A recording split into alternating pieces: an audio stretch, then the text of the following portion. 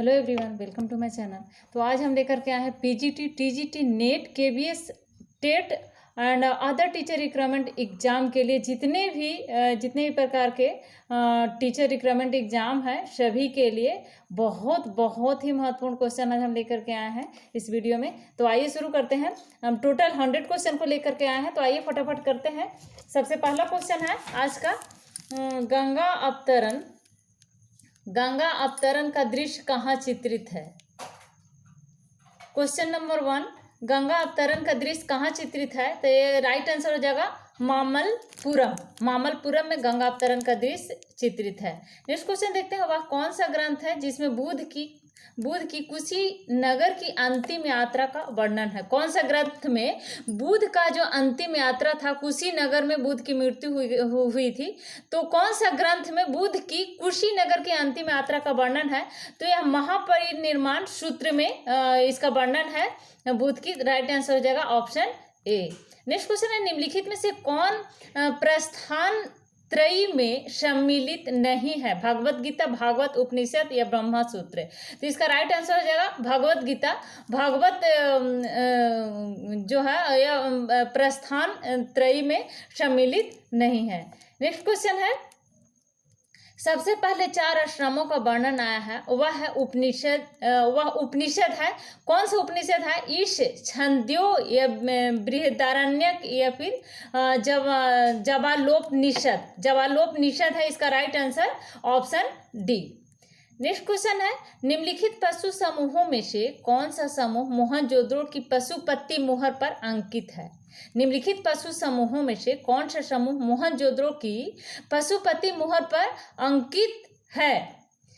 सिंह, गैंडा, भैंसा और घोड़ा, वृषभ, गैंडा, भैंसा और हाथी, सिंह, हाथी, भैंसा और वृषभ, व्याघ्र, गैंडा और हाथी। तो कौन सा युग में जो है वो सम्मिलित है, पशुपति मुहर पर अंकित किया गया है। मोहनजोदड़ो की पशुपति, मोहनजोदड़ो में जो पशुपति का मुहर मिला है उसमें कौन सा जोड़ा अंकित है। तो इसका राइट आंसर हो जाएगा ऑप्शन डी, व्याघ्र, गैंडा, भैंसा और हाथी मोहनजोदड़ो की पशुपति की मुहर पर अंकित है।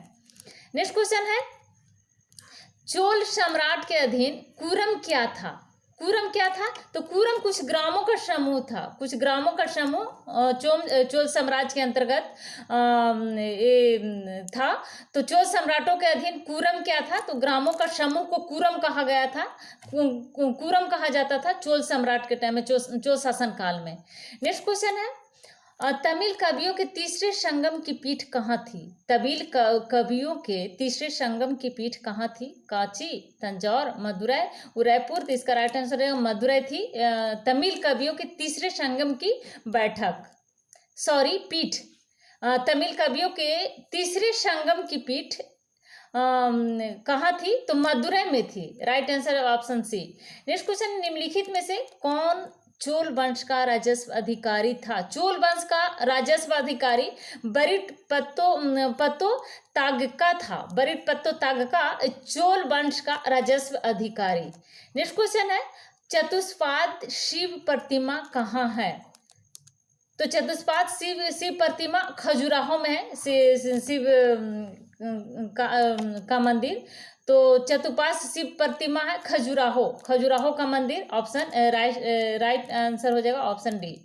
नेक्स्ट क्वेश्चन, महावीर जैन ने किस भाषा में अपना प्रवचन दिया। किस भाषा में महावीर ने अपना प्रवचन दिया था। तो इसका राइट आंसर हो जाएगा अर्धमागधी भाषा में महावीर ने प्रवचन दिया था। नेक्स्ट क्वेश्चन है, निम्नलिखित में से किस भाषा में विजयनगर के शासक कृष्णदेव राय ने अपने सुप्रसिद्ध ग्रंथ। विजयनगर के शासक थे, बहुत ही प्रसिद्ध शासक थे कृष्णदेव राय। तो क्वेश्चन पूछ रहा है कि विजयनगर के शासक कृष्णदेव राय ने अपने सुप्रसिद्ध ग्रंथ, उनका सुप्रसिद्ध जो ग्रंथ था अमुक्तमाल्यदा, कृष्णदेव राय का बहुत ही प्रसिद्ध ग्रंथ था अमुक्तमाल्यदा। तो इसकी रचना की थी किस भाषा में की थी। तेलुगु में, तमिल, कन्नड़ या संस्कृत में। तो इसको तेलुगु में रचना किया गया था, तेलुगु में रचना की थी। विजयनगर के शासक थे कृष्णदेव राय, बहुत ही प्रसिद्ध शासक थे। तो इन्होंने अमुक्तमाल्यदा को तेलुगु में रचना की थी, तेलुगु में लिखा था। नेक्स्ट क्वेश्चन है, निम्नलिखित किस स्थल पर स्थित स्तूप अवशेषों से अशोक की पाषाण पर उद्गत प्रतिमा उसके नाम के साथ प्राप्त हुई है? सांची, अमरावती, देहर कुठार या फिर कनक नहल्ली। तो इसका राइट आंसर जो ऑप्शन डी कनक नहल्ली। अवशेषों से अशोक की पूछ रहा है कि किस स्थल पर स्थित स्तूप है, उस अवशेषों में अवशेषों से अशोक की पाषाण पर उद्गत प्रतिमा उसके नाम के साथ, अशोक का नाम के साथ उसका प्रतिमा भी उस पर अंकित है। कौन सा अंकित प्राप्त हुआ है, तो कौन सा स्तूप पर है, तो कनक नहल्ली स्तूप। Right answer option D. Next question है, किस काल के मंदिर की वास्तुकला में सर्वप्रथम गंगा और यमुना की आकृतियां आती है? गंगा और यमुना की आकृति परमार, पल्लव, गुप्त या चंदेल। इसका राइट आंसर हो जाएगा आंसर डी, आंसर सी, गुप्त। गुप्त काल हो जाएगा। गुप्त काल के मंदिर की वास्तुकला में सर्वप्रथम गंगा और यमुना की आकृति आती है, गुप्त काल के मंदिर में। नेक्स्ट क्वेश्चन है, उस गुप्त बकाटक रानी का नाम उल्लेख कीजिए जिसने अनुदान स्वरूप भूमि दी। अनुदान स्वरूप भूमि दी थी प्रभावती गुप्त ने। गुप्त वंश के शासिका थी प्रभावती गुप्त। तो उस गुप्त बकाटक रानी का नाम है प्रभावती गुप्त। गुप्त काल को स्वर्ण युग कहा गया है। नेक्स्ट क्वेश्चन है, रुद्रा देवी किस वंश की रानी थी? रुद्रा देवी वारंगल की काकतीय, बादाम की चालुक्य, मदुरई के पांड्य, वेंगी के पूर्वी चालुक्य। तो इसका राइट आंसर है वारंगल की काकतीय। वारंगल की काकतीय वंश की रानी थी रुद्रा देवी। नेक्स्ट क्वेश्चन है, सुल्तान मुहम्मद बिन तुगलक के शासन क्षेत्र को हिंद और सिंध शब्द का प्रयोग किसने किया था? हिंद और सिंध शब्द का प्रयोग किसने किया था? जियाउद्दीन वर्णी, इन बतूता या फिर ऑप्शन याहिन बिन अहमद सरहिंदी या अदल मलिक इशामी। तो इसका राइट आंसर हो जाएगा इन बतूता। इन बतूता ऑप्शन बी हो जाएगा राइट आंसर। सुल्तान मोहम्मद बिन तुगलक के शासन काल में क्षेत्र को तुगलक के शासन के क्षेत्र को हिंद और सिंध शब्द का प्रयोग किया था इन बतूता ने। नेक्स्ट क्वेश्चन, वह कौन सा प्रथम राज्य था जिसके विरुद्ध अलाउद्दीन खिलजी ने हमले की शुरुआत की थी? अलाउद्दीन खिलजी ने हमले की शुरुआत की थी। कौन सा प्रथम राज्य था? कौन सा राज्य से हमला का शुरुआत किया था अलाउद्दीन खिलजी ने? तो रणथंभौर से अलाउद्दीन खिलजी ने हमले की शुरुआत किया था। सबसे पहले रणथंभौर पर ही उसने चढ़ाई किया था। राइट आंसर हो जाएगा ऑप्शन बी। नेक्स्ट क्वेश्चन, जिलालाह जो राजाधिकार संबंधी अवधारणा है जिससे संबंधित है? कौन? बलबन या बहलोल लोदी या फिरोज तुगलक या फिर इल्तुतमिश। बलबन हो जाएगा इसका राइट आंसर। गुलाम वंश का शासक था, बहुत ही क्रूर शासक था। तो जिलालाह जो राजाधिकार संबंधी अवधारणा है बलबन से संबंधित है। नेक्स्ट क्वेश्चन है, निम्नलिखित में से किसने धर्म महाराज की उपाधि धारण की जिसका औचित्य उसके द्वारा अश्वमेध सहित अनेक वैदिक यज्ञों के संपादित करने प्रसिद्ध होता है? प्रवर सेन प्रथम, समुद्रगुप्त, सर्वतात या पुष्यमित्र। तो प्रवर सेन प्रथम हो जाएगा इसका राइट आंसर। प्रवर सेन प्रथम ऑप्शन ए। नेक्स्ट क्वेश्चन है, कौन सा दिल्ली सुल्तान हिंदू योगियों और मुस्लिम फकीरों के साथ बातें की? हिंदू योगियों और मुस्लिम फकीरों के साथ बातें की। इसका राइट आंसर हो जाएगा मोहम्मद बिन तुगलक। नेक्स्ट क्वेश्चन है, सब्र कर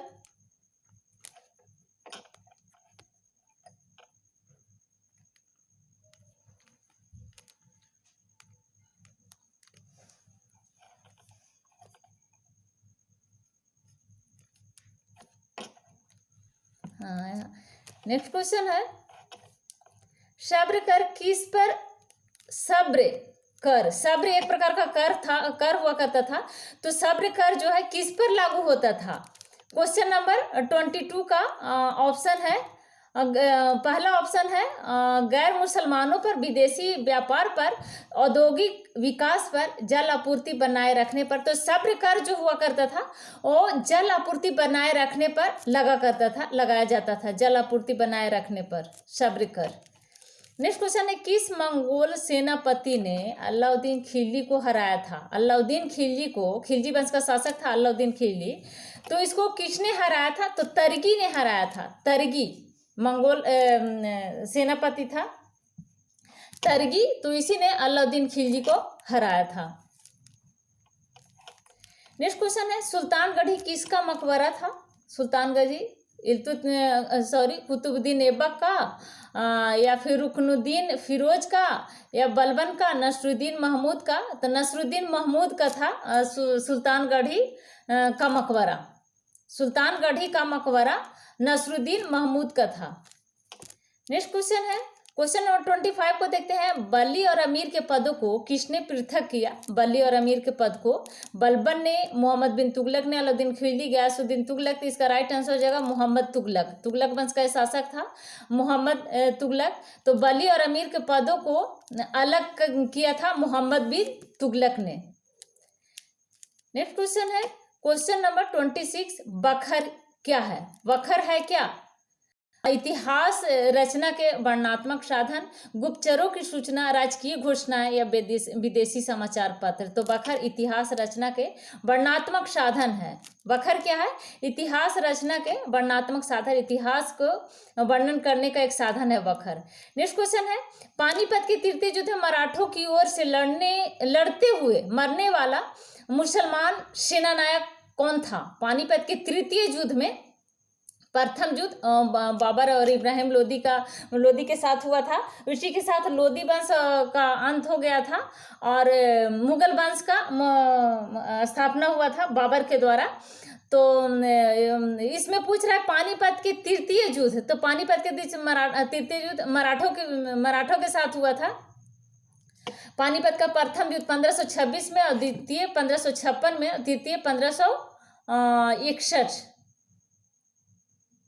या फिर 71 शायद, पूरा कंफर्म में याद अभी नहीं आ रहा है। 1500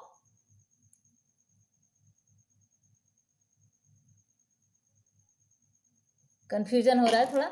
तो पानीपत के तृतीय युद्ध में मराठों की ओर से लड़ते हुए मरने वाला मुसलमान सेनानायक था इब्राहिम खान गारदी। इब्राहिम खान गारदी था, मुसलमान सेनानायक था और लड़ते हुए मरा था इसने पानीपत के तृतीय युद्ध में। नेक्स्ट क्वेश्चन है, अकबर ने फरजंद की उपाधि किसे दी थी। बीरबल को, मिर्जा अब्दुल रहीम खाना खान को, या फिर क्वेश्चन नंबर 28 का, या फिर मिर्जा मनोहर शेखावत को, या राजा मान सिंह को। तो राजा मान सिंह को अकबर ने यह उपाधि दी थी। राजा मान सिंह को, जोधा राजा की अकबर की पत्नी थी जोधा भाई, उसके भाई था राजा मान सिंह और बहुत ही विश्वासी था अकबर का। तो राजा मान सिंह को इसने उपाधि दिया था। नेक्स्ट क्वेश्चन है, किस शासक ने विचार दिया कि राज्य वास्तव में एक इस्लामी राज्य नहीं हो सकता। किस शासक ने इसका विचार दिया था। तो यह विचार दिया था जलालुद्दीन खिलजी। खिलजी वंश का शासक था जलालुद्दीन खिलजी। तो इन्होंने इसी ने ही इस्लामी राज्य नहीं हो सकता वास्तव में इसका विचार दिया था। नेक्स्ट क्वेश्चन है, अहमद शाह ने 1748 में सफदरजंग को किस पद पर नियुक्त किया था। तो इसको साम्राज्य का वजीर कहा गया था, साम्राज्य का वजीर बनाया था अहमद शाह ने 1748 में सफदरजंग को बनाया था साम्राज्य का वजीर। नेक्स्ट क्वेश्चन है, निम्नलिखित में से कौन सा एक संस्कृत के विद्वानों की सहायता से दारा शिकोह द्वारा तैयार किए गए उपनिषदों को फारसी अनुवाद की प्रस्तुति है। सीरे अकबर, मजमू उल महरीम। तो इसका राइट आंसर हो जाएगा Sirr-e Akbar, option A. Next question है, दारा शिकोह को मुलहिद मुल्हिद किसने कहा था दारा शिकोह को? मुल्हिद तो औरंगजेब ने कहा था मुल्हिद दारा शिकोह को, औरंगजेब। नेक्स्ट क्वेश्चन है नादिर शाह द्वारा बंदी बनाया गया मुगल बादशाह था, और वह था मोहम्मद शाह। मोहम्मद शाह था नादिर शाह द्वारा बंदी बनाया गया मुगल बादशाह मोहम्मद शाह। नेक्स्ट क्वेश्चन है क्वेश्चन नंबर 34 को अब हम लोग देखेंगे।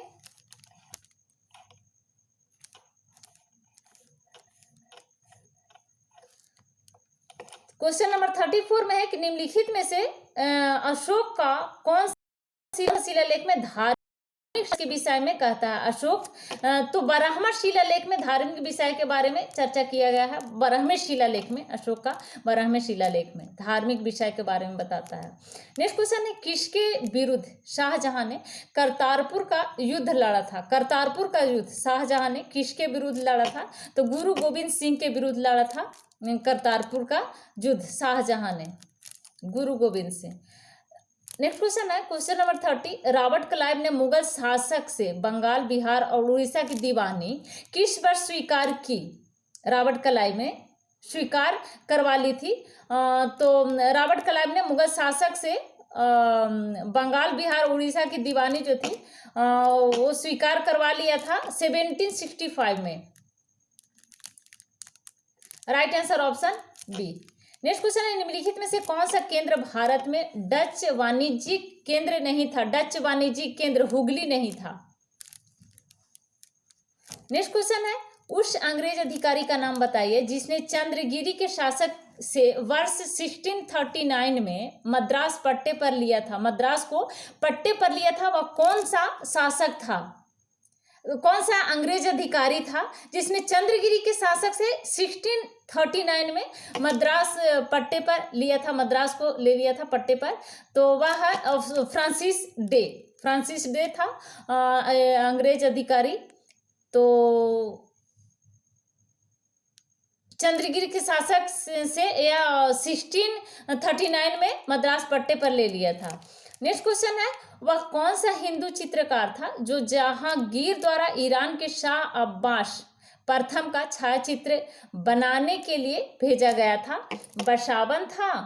हिंदू चित्रकार कौन था जो जहांगीर के द्वारा ईरान के शाह अब्बास प्रथम का छायाचित्र बनाने के लिए भेजा गया था? ऑप्शन में दिया हुआ है बशावन और दशरथ, बिशन दास, मनोहर। तो इसका राइट आंसर हो जाएगा बिशन दास। बिशन दास को भेजा था जहांगीर ने। नेक्स्ट क्वेश्चन है मिर्जा राजा मुगल पदवी किसे प्रदान की गई थी? मिर्जा राजा की जो मुगल पदवी थी वो किसे प्रदान किया गया था? तो जय सिंह को प्रदान किया गया था, Jai Singh. Right answer option A. Next question Arya Samaj की स्थापना कहाँ हुई थी? तो आर्य समाज की स्थापना बम्बई में हुई थी। राइट आंसर ऑप्शन डी हो जाएगा। नेक्स्ट क्वेश्चन 1861 में आगरा में राधा स्वामी सत्संग की स्थापना किसने की थी? आगरा में राधा स्वामी सत्संग की स्थापना की थी स्वामी शिव दयाल सिंह ने। स्वामी शिव दयाल सिंह ने राधा स्वामी सत्संग की स्थापना की थी 1861 में। नेक्स्ट क्वेश्चन है 1857 में अंग्रेजों के विरुद्ध जिहाद का प्रचार किसने किया था? किसने दिया था जिहाद का नारा 1857 में? तो जिहाद का नारा 1857 में मौलवी अहमद उल्ला ने दिया था। इससे पहले बाबर ने दिया था। इब्राहिम लोदी के समय जब पानीपत का प्रथम युद्ध लड़ रहा था तो उस समय बाबर के द्वारा या नारा को दिया गया था जिहाद का। नेक्स्ट क्वेश्चन है बेसिन की संधि। बेसिन की संधि 1802 में किस किस के बीच हुई थी? बेसिन की संधि, तो बेसिन की संधि अंग्रेज और पेशवा बाजीराव द्वितीय के साथ हुई थी 1802 में। नेक्स्ट क्वेश्चन है निम्नलिखित में से किसके प्रयासों द्वारा मद्रास प्रेसिडेंसी में देवदासी प्रथा का उन्मूलन किया गया था? दासी प्रथा का उन्मूलन किसके प्रयास के द्वारा? मुट्ठू लक्ष्मी रेड्डी या फिर राधाबाई सुब्रमण्यम या फिर एनी बेसेंट? तो इसका राइट आंसर हो जाएगा option A Muthu Lakshmi Reddy. Next question है कांग्रेस ने मुस्लिम के लिए पृथक निर्वाचन मंडल को स्वीकार किया, कब किया था? तो लखनऊ समझौता कांग्रेस ने मुस्लिमों के लिए पृथक निर्वाचन मंडल को स्वीकार किया था। लखनऊ समझौता 1916 ईस्वी में जब लखनऊ समझौता हुआ था तो उस समय स्वीकार किया था। राइट आंसर ऑप्शन नहीं हो जाएगा। नेक्स्ट क्वेश्चन है, एनी बेसेंट द्वारा प्रारंभ किया गया स्वराज शासन आंदोलन का लक्ष्य क्या था? एनी बेसेंट के द्वारा जो प्रयास किया गया था स्वराज शासन आंदोलन, तो इसका था भारत के लिए स्वशासन प्रारंभ करना। इसका लक्ष्य था भारत के लिए स्वशासन प्रारंभ करना। नेक्स्ट क्वेश्चन है, निम्नलिखित में से कौन भारतीय राष्ट्रीय कांग्रेस के स्थापना अधिवेशन में उपस्थित नहीं था? स्थापना अधिवेशन में जब भारतीय राष्ट्रीय कांग्रेस की स्थापना हुई थी 1885 में, ये होम के द्वारा इसके प्रथम अध्यक्ष बने थे बोमेश चंद्र बनर्जी। तो इसमें कौन नहीं था पूछ रहा है, तो दादा भाई नौरोजी तो थे ही, और जस्टिस रनाडे भी थे, जी सुब्रमण्यम भी, सुरेंद्रनाथ बनर्जी नहीं थे। राइट आंसर ऑप्शन डी हो जाएगा। नेक्स्ट क्वेश्चन है, चालुक्य और होयसल वंश के मंदिर किस शैली में निर्मित है? चालुक्य और होयसल वंश के मंदिर किस शैली में निर्मित है? नागर, बेसर, द्रविड़ या फिर उपयुक्त में से कोई नहीं, तो इसका राइट आंसर हो जाएगा ऑप्शन बी बेसर शैली। बेसर शैली में निर्मित है चालुक्य और होयसल वंश के मंदिर, बेसर शैली। नेक्स्ट क्वेश्चन है, 1888 ईस्वी में हुए प्रथम राष्ट्रीय सामाजिक आंदोलन के अधिवेशन जो मद्रास में हुआ था उसकी अध्यक्षता किसने की थी? तो उसकी अध्यक्षता टी माधव राव ने की थी। T Madhav Rao, right answer option है। नेक्स्ट क्वेश्चन, क्वेश्चन नंबर 51 को अब हम लोग देखेंगे। तो क्वेश्चन नंबर 51 में है कि किस मूर्ति कला में सबसे पहले रामायण से दृश्य प्रकट हुए? तो रचना कुठार मूर्ति कला से सबसे पहले रामायण से दृश्य प्रकट हुए। नेक्स्ट क्वेश्चन है, जीव शिव है इस सिद्धांत का प्रचलन किसने किया था कि जीव शिव है? तो इसका प्रचलन रामकृष्ण परमहंस के द्वारा, स्वामी विवेकानंद के ये गुरु थे तो रामकृष्ण परमहंस, तो रामकृष्ण परमहंस ने ही प्रचलन किया था इसका, जीव शिव है। नेक्स्ट क्वेश्चन नंबर 53 को देखते हैं। शंख लिपि के लेख निम्नलिखित स्थल के स्तूप अवशेष से प्राप्त हुए हैं। कौन सा स्थल से शंख लिपि का लेख प्राप्त हुआ है? तो भरहुत स्थल से शंख लिपि का लेख प्राप्त हुआ है। नेक्स्ट क्वेश्चन है, सुभाष चंद्र बोस के त्याग पत्र के बाद भारतीय राष्ट्रीय कांग्रेस का अध्यक्ष कौन हुआ था? तो सुभाष चंद्र बोस ने महात्मा गांधी की ओर से पटाभी सीतारामैया को सुभाष चंद्र बोस ने चुनाव में हरा दिया था, जिसके चलते बहुत सारे राजनीतिक पार्टी के जो लोग थे सुभाष चंद्र बोस पर दबाव बनाने की कोशिश, दबाव बनाया, तो इस कारण से सुभाष चंद्र बोस ने इस्तीफा दे दिया था, त्याग पत्र दे दिया था। तो क्वेश्चन पूछ रहा है कि सुभाष चंद्र बोस के त्याग पत्र के बाद भारतीय राष्ट्रीय कांग्रेस का अध्यक्ष कौन हुआ था? तो इसमें राजेंद्र प्रसाद उस समय भारतीय राष्ट्रीय कांग्रेस के अध्यक्ष हुए थे सुभाष चंद्र बोस के इस्तीफा देने के बाद। नेक्स्ट क्वेश्चन है, निम्नलिखित में से किस अधिनियम द्वारा भारत के गवर्नर जनरल को अध्यादेश जारी करने की शक्ति प्रदान की गई थी? किस अधिनियम के द्वारा?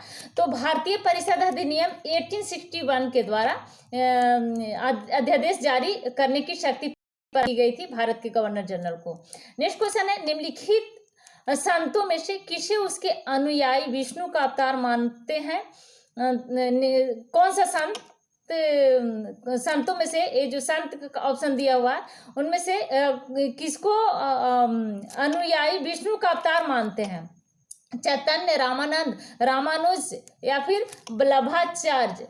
तो इसका राइट आंसर हो जाएगा ऑप्शन ए चैतन्य को। नेक्स्ट क्वेश्चन है, दक्षिण भारत में स्थित निम्नलिखित स्तूप अवशेषों में दशरथ जातक का शिल्पांकन प्राप्त हुआ? नागार्जुन कोंडा, राइट आंसर हो जाएगा ऑप्शन ए। नेक्स्ट क्वेश्चन है, निम्नलिखित में से कौन सा बंदरगाह पुंडुके नाम से दी परिप्लस ऑफ द इरिथियन सी के लेखक को ज्ञात करता है? कौन सा बंदरगाह? तो इसका राइट आंसर अरिकामेडु हो जाएगा। अरिकामेडु बंदरगाह दी परिप्लस ऑफ द इरिथियन सी के लेखक को ज्ञात था। नेक्स्ट क्वेश्चन है, निम्नलिखित में से कौन चतुराईपूर्ण निष्क्रियता की नीति के साथ जुड़ा है? चतुराईपूर्ण निष्क्रियता के नीति के साथ जॉन लॉरेंस जुड़ा हुआ है। नेक्स्ट क्वेश्चन है, निम्नलिखित में अजंता के किस गुफा में मरणासन राजकुमारी का दृश्य अंकित है? मरणासन राजकुमारी का दृश्य अंकित है गुफा नंबर 16 में। राइट आंसर ऑप्शन डी, गुफा नंबर 16। नेक्स्ट क्वेश्चन है, पूर्ण विकसित हड़प्पा सभ्यता लगभग कितनी शताब्दियों तक जीवित रहे? पूर्ण विकसित हड़प्पा सभ्यता लगभग 5 शताब्दियों तक जीवित रहे। नेक्स्ट क्वेश्चन है, अशोक के शिलालेखों की लिपि का क्या है? किस लिपि में लिखा गया है अशोक के शिलालेख? संस्कृत में या फिर पाली, ब्राही या प्राकृत? तो ये ब्राही लिपि, अशोक का जो शिलालेख है ब्राही लिपि में पाया गया है, ब्राही लिपि। नेक्स्ट क्वेश्चन है, जवाबित थे राज्य कानून जवाबित था, राज्य के कानून। नेक्स्ट क्वेश्चन, भागीलय की मुद्राएं निम्नलिखित में से प्राप्त हुई है? तो नर्मदा घाटी से भागीलय की मुद्राएं प्राप्त हुई है, नर्मदा घाटी। नेक्स्ट क्वेश्चन, जाति मीमांसा के लेखक है, जाति मीमांसा के लेखक, तो जाति मीमांसा के लेखक है श्री नारायण गुरु, श्री नारायण गुरु। Right answer option D. Next question है, उत्तर वैदिक काल में आर्यों को भारतीय भूगोल के किस अंश की जानकारी नहीं थी? किस अंश की जानकारी नहीं थी? तो कृष्णा नदी की घाटी तक दक्षिण भारत की इसकी जानकारी नहीं थी उत्तर वैदिक काल के आर्यों को। नेक्स्ट क्वेश्चन है, हड़प्पा कालीन नगरों पर कौन शासन करता था? हड़प्पा कालीन नगरों पर तो शासन व्यवस्था अज्ञात था उस समय, पता ही नहीं था कि हड़प्पा कालीन नगरों पर कौन शासन करता था, तो इसके बारे में पूर्ण जानकारी अभी तक नहीं मिली है। तो इसका राइट आंसर जो ऑप्शन डी, शासन अवस्था अज्ञात है। नेक्स्ट क्वेश्चन है 68 नंबर, लोथल और चान्हुद्रो का सर्वाधिक महत्वपूर्ण उद्योग क्या था? लोथल और चान्हुद्रो का जहाज निर्माण, मन का उत्पादन या फिर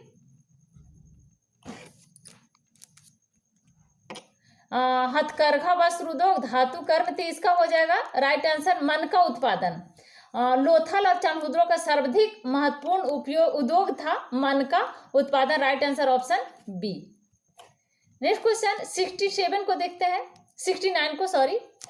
हड़प्पा के लोगों के सामान घरेलू बर्तन किससे बने होते हैं? हड़प्पा के लोगों का जो सामान घरेलू बर्तन हुआ करता था वह किससे बना होता था? पत्थर का, चीनी मिट्टी या मिट्टी के अच्छी तरह पकाए हुए चित्रात्मक बर्तन।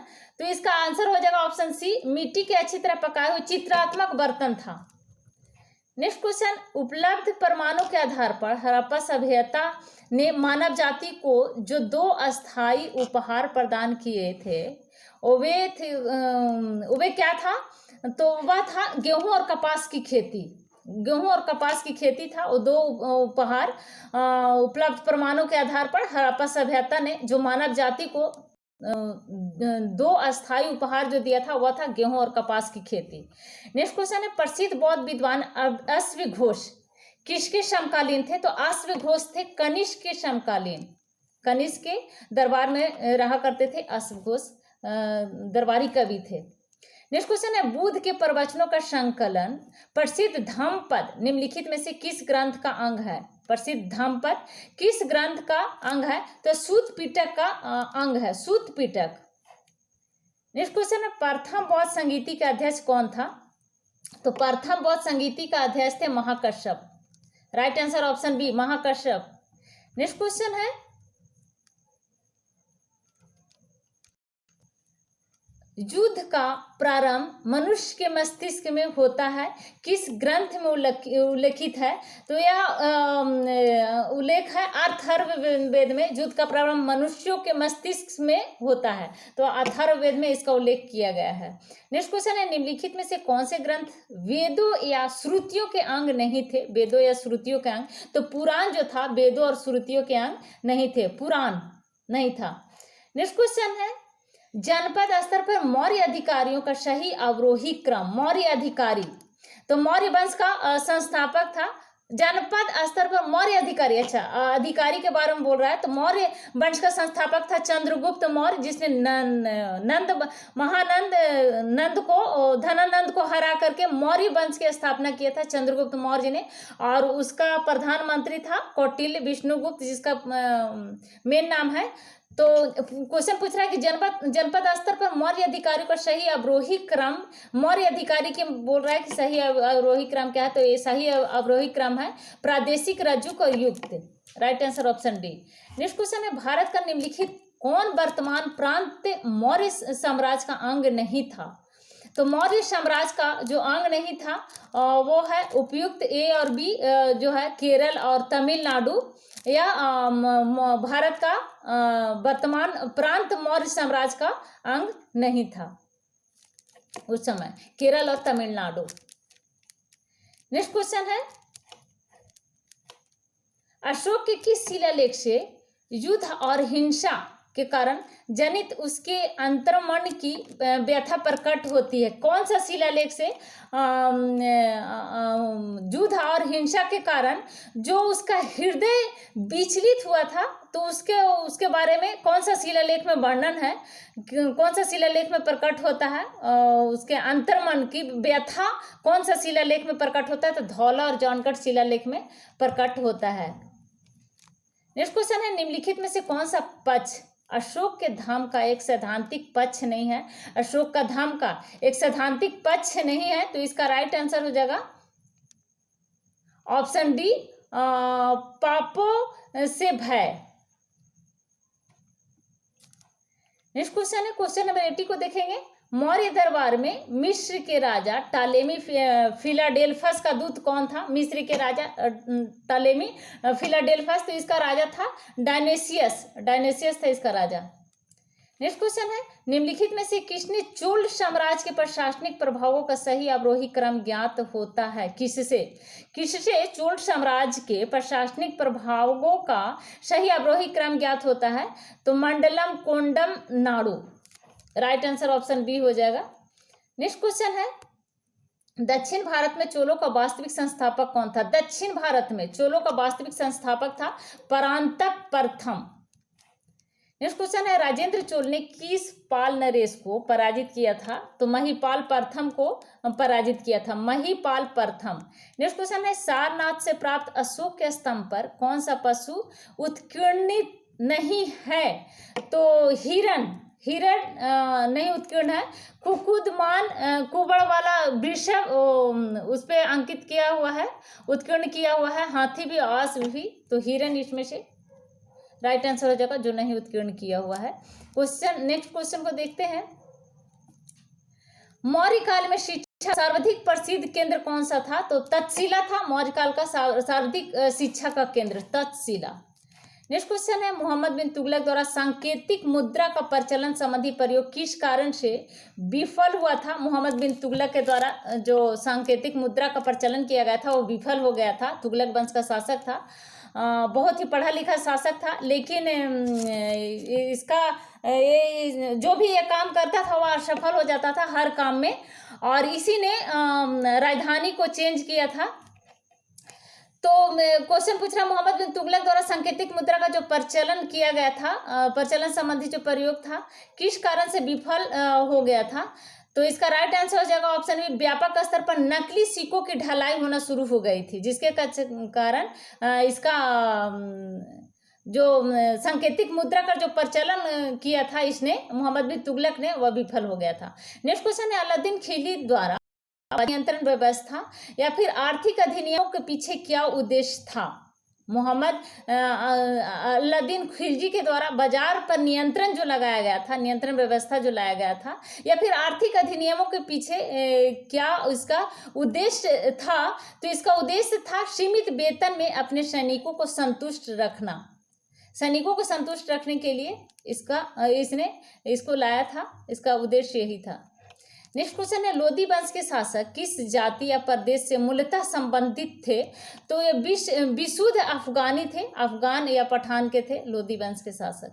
नेक्स्ट क्वेश्चन किस सल्तनत का पहला संप्रभु या प्रभुता संपन्न शासक था, कुतुबुद्दीन ऐबक या फिर आराम शाह या फिर इल्तुतमिश। दिल्ली सल्तनत का पहला संप्रभु या प्रभुता संपन्न शासक, तो इसका राइट आंसर हो जाएगा ऑप्शन सी, इल्तुतमिश। क्वेश्चन नंबर 90 को देखते हैं। चोल राजा किस मत के संरक्षक थे? चोल राजा तो शैव मत के संरक्षक थे चोल राजा, शैव मत। नेक्स्ट क्वेश्चन होगा, कौन सा सुल्तान था जो समवाय को नायब या खुदाई या ईश्वर का प्रतिनिधि कहता था? तो बलबन था। नेक्स्ट क्वेश्चन है, बहमनी साम्राज्य में आफाकी कौन लोग थे? बहमनी साम्राज्य में आफाकी कौन लोग थे? तो आफाकी थे ईरान, इराक, तुर्की एवं अरब दोनों देशों से आए मुसलमान अप्रवासी। नेक्स्ट क्वेश्चन है, बहमनी साम्राज्य और विजयनगर साम्राज्य के मध्य शत्रुता से संबंधित कौन सा विवादग्रस्त क्षेत्र था?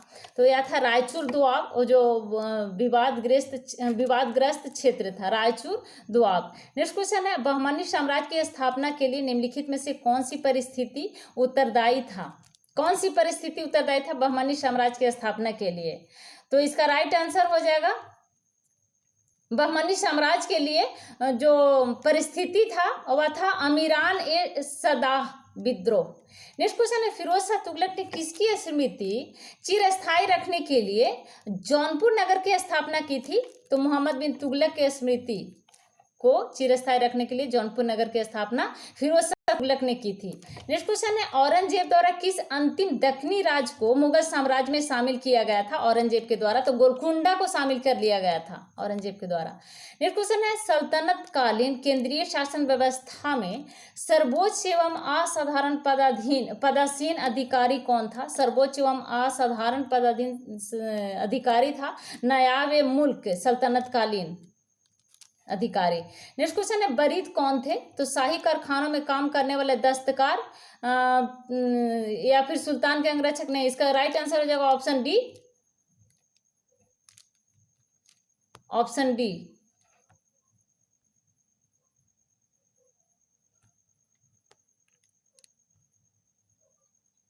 नायाब मुल्क।